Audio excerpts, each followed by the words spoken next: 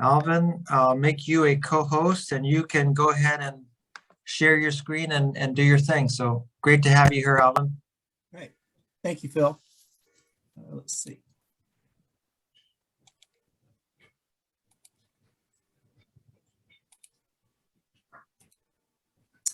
Hey. Yeah, thank you for having me. Thank you for the introduction. My name is Alvin Sumter, and my topic tonight is called The Thief in the Night. I want to talk to you a little bit about testing debt. All of us have been in this industry for a long time. And, you know, as we have gone through this industry, we build a lot of things. We build business process flows, test cases, scripts, test plans, automated scripts, and a wealth of other artifacts within the testing. So, and over time, we don't maintain those artifacts and they get a little out of date. They get a little stale, and they become debt to our process of what we're trying to accomplish in testing. So just kind of want to talk a little bit about, you know, testing debt, kind of about its origins, how you can spot it, and how we can shift to test well. So I'll do a little quick introduction and we'll jump right in. So I'm Alvin Sumter. I tell everybody I'm an engineer, and I am by trade. Background is in industrial engineering. Just a little bit about me. I'm very curious, very patient. I'm empathetic. I like traveling and family, and one of my favorite things is fishing. I grew up on the East Coast. I reside in Atlanta, Georgia. I work for a company called Cox Enterprises. Work for a few other industries, but I've been in the industries quite some time.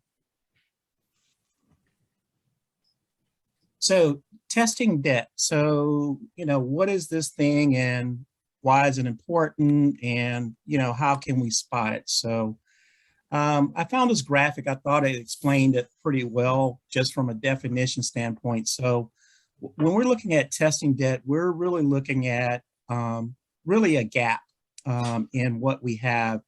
So if you think about your financial system, the debts plus credits, you know, really is equals what they need to really balance out.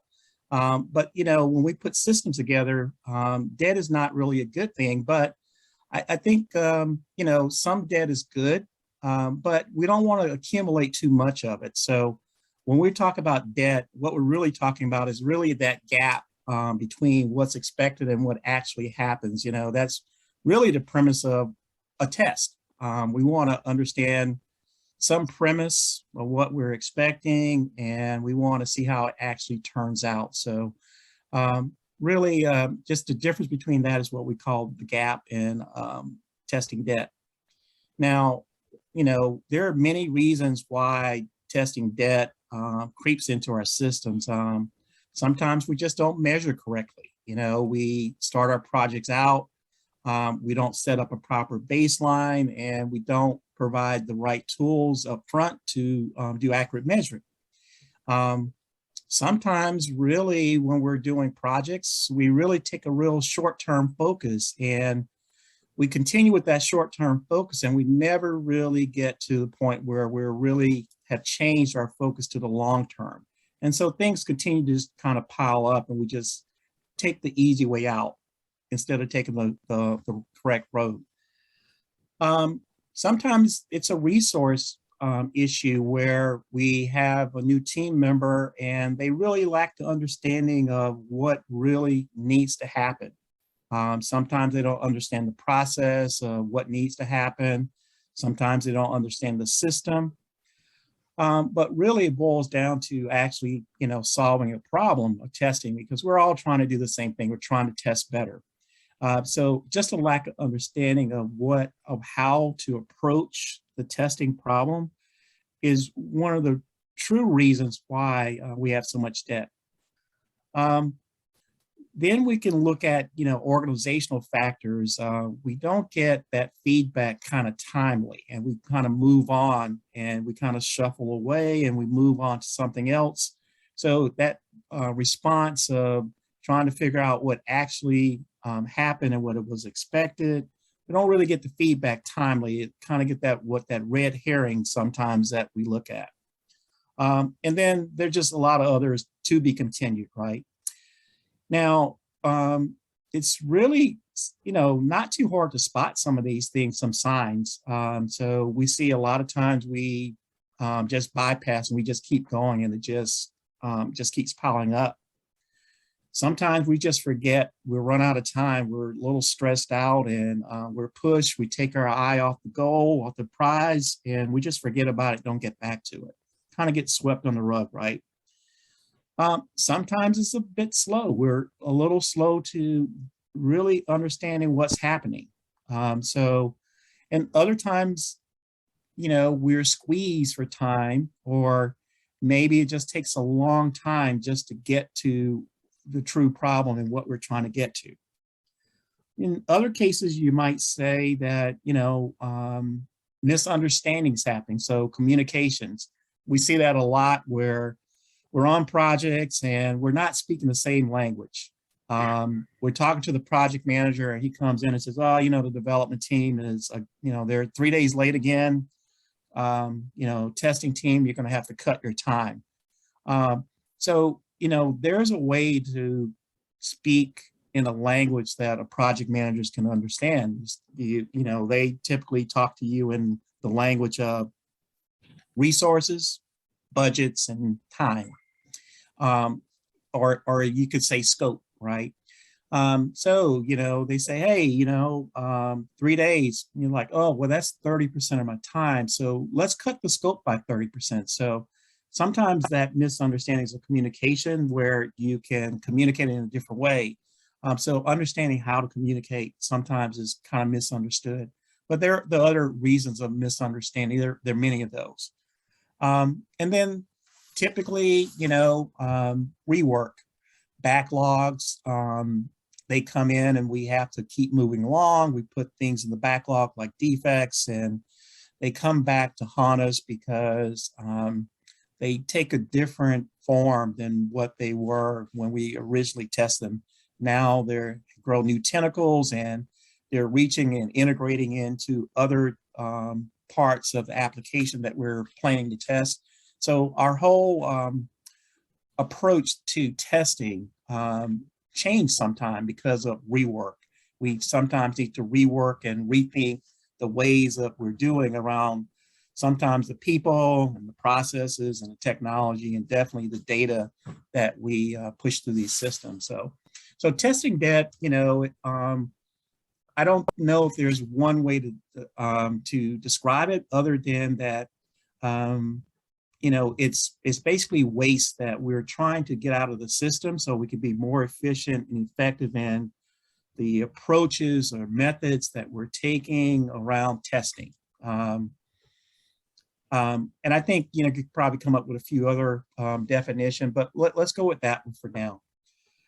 So let's talk a little bit more about why these things happen. So I always say that, the reason that testing debt creeps into our system is choices.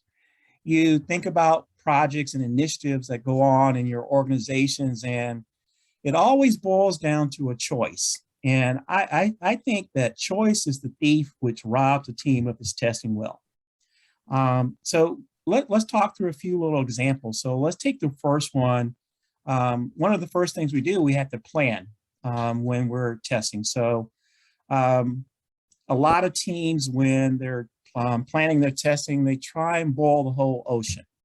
Instead of focusing on a plan for testing, like where something's going to be impacted, where there was a change, or it's a new business process, or focusing on the process. So try and think of every combination versus focusing, having a more focused plan on what we're actually trying to accomplish. So all that extra boiling of the ocean becomes debt and becomes heavy, and it gets really hard to keep moving around.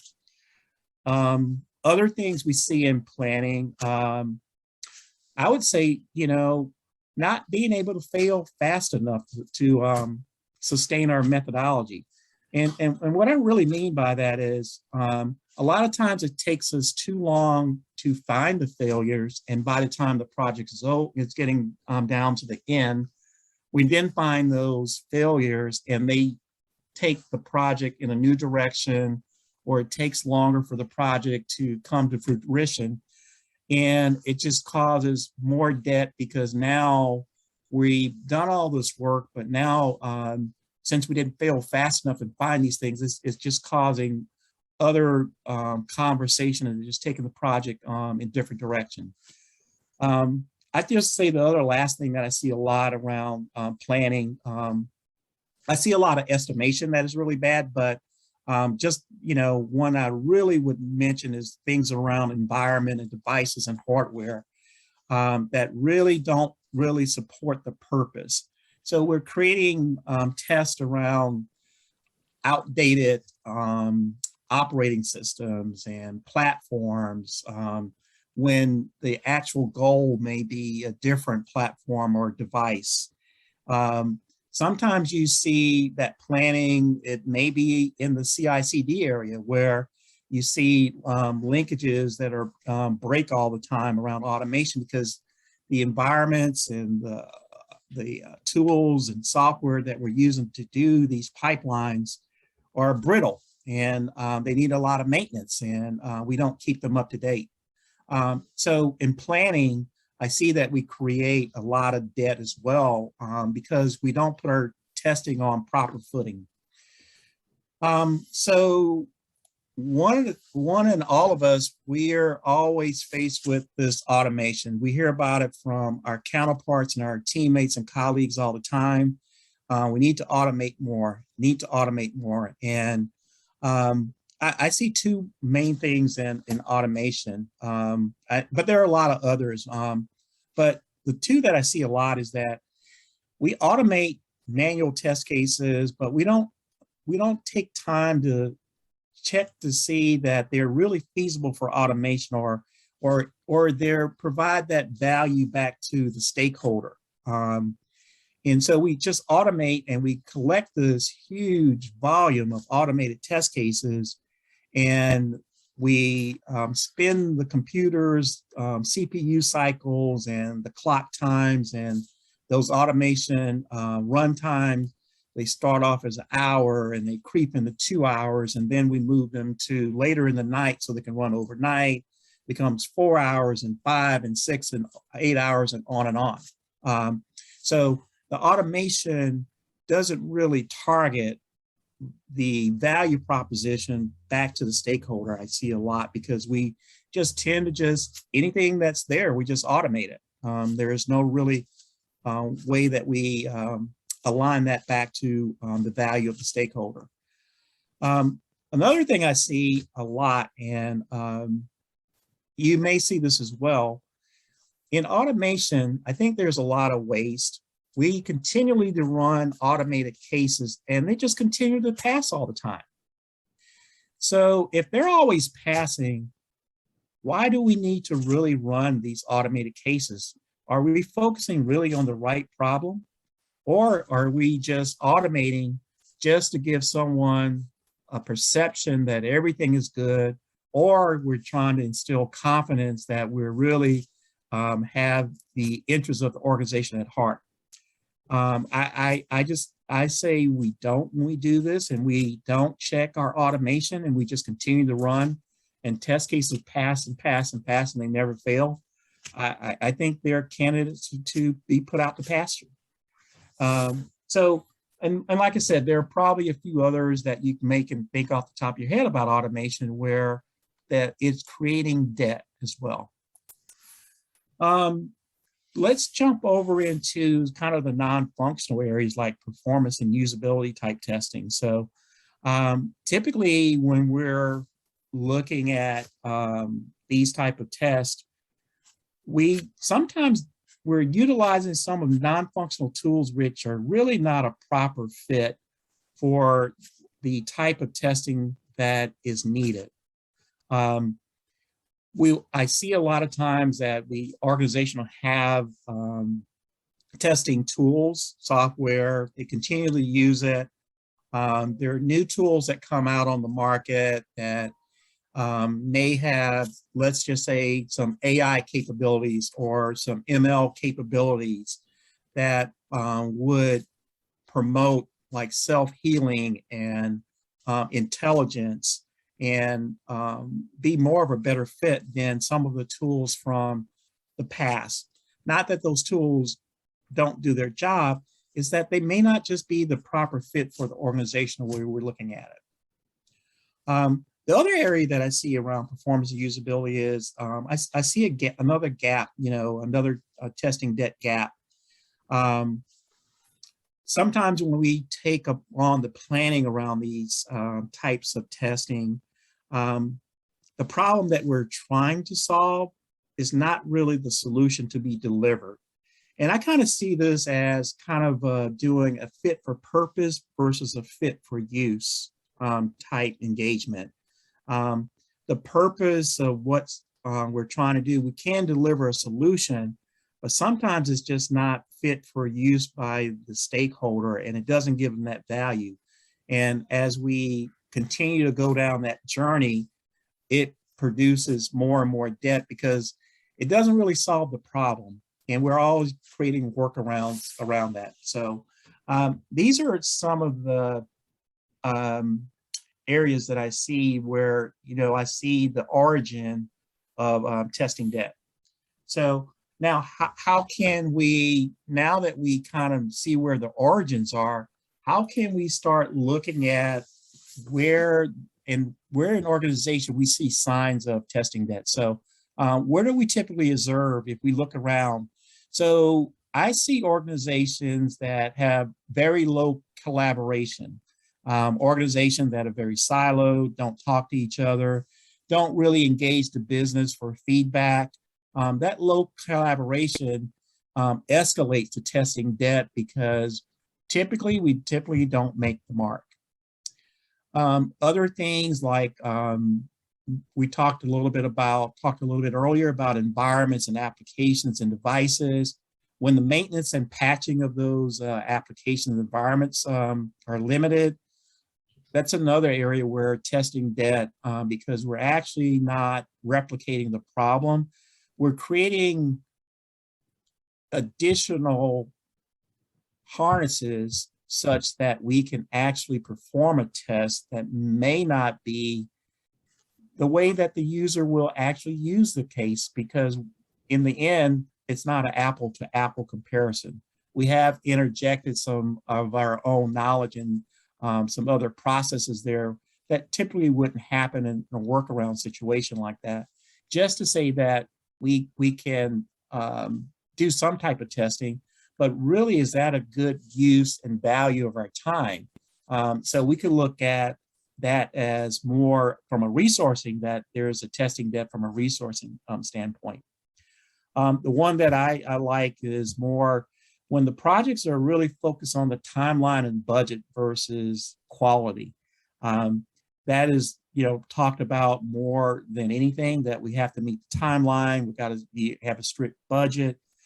I still think that quality can be flexible in these things, but when the added pressure and the heightened sense of timeline, budget over quality, I think it causes a kind of a polar opposite to your testers, where they don't feel the value and they don't really, not really encouraged. Now, I will say that's not in case of everything, but sometimes it drives some testers, to prove timeline and budget. But I think there's a point of diminishing returns there, because at some point you're going to burn out, and that value is going to be lost.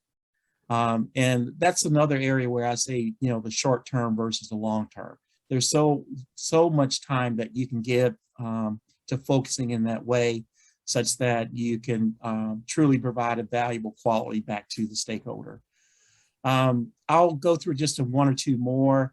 One that I see a lot is that we have test case management system with thousands of test cases, but nobody references those. And every time we get a new project that for like an existing application we've tested many times, Why do testers or organizations, they say we need new test cases? There are no test cases around this testing when you got thousands of test cases in your repository and nobody's using it. So, you could see that as a really huge tech debt system there, very negative. And lastly, I've mentioned this in the automation piece, but majority of the test cases just continue to pass. You run them through regression, but they continue to pass all the time. So these are a few of the signs that, around organizations, around people, and some of the processes and technology where you see signs that you can observe of testing debt. So just kind of to sum up, how are a few things a way that we can shift away from testing debt over to more of a testing wealth mindset? So I like Phil Covey, two of his principles. The first, start with the end in mind.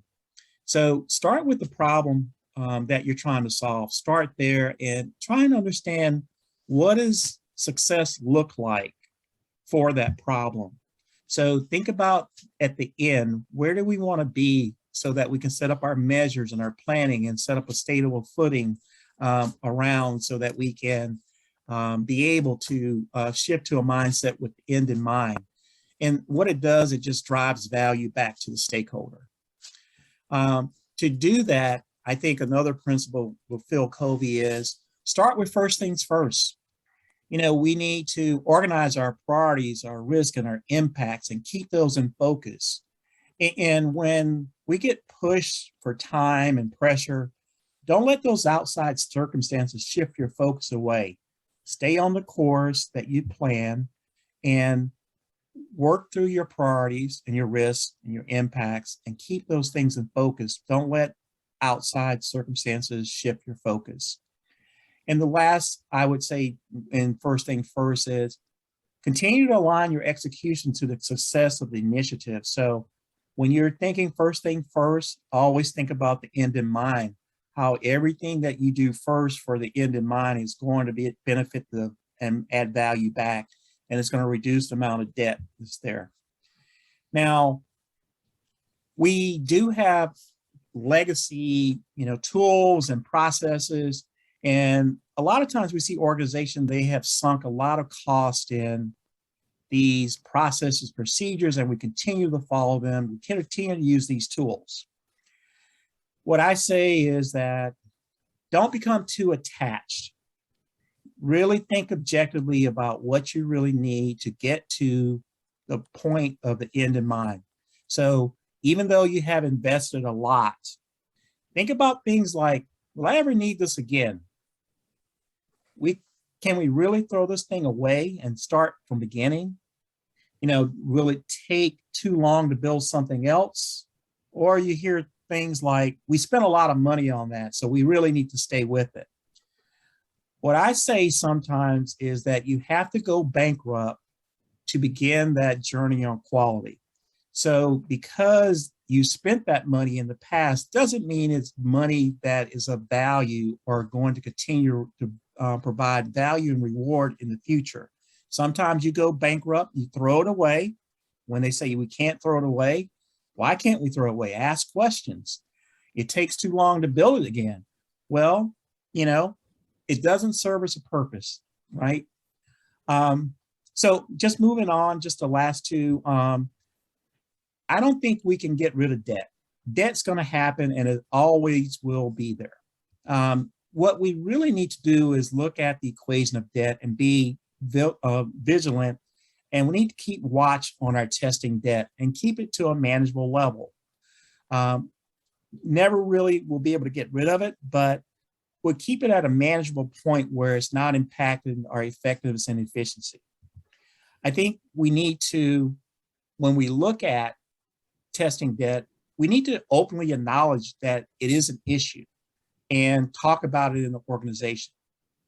Have others and that are outside of your group, talk to them openly about why testing debt is causing you to be delayed sometimes, or it's really cumbersome to get, and you're spending a lot of hours. But Hey, declaring bank, Alvin, let me interrupt you with a question. So is there such thing as Chapter 7 and Chapter 11 and testing? I think there is. Yeah, wrap up here really quickly. That'd be fantastic. Thanks very much. Sure. Just the last point I want to make, you know, one of the things to talk about is, you know, where does it originate?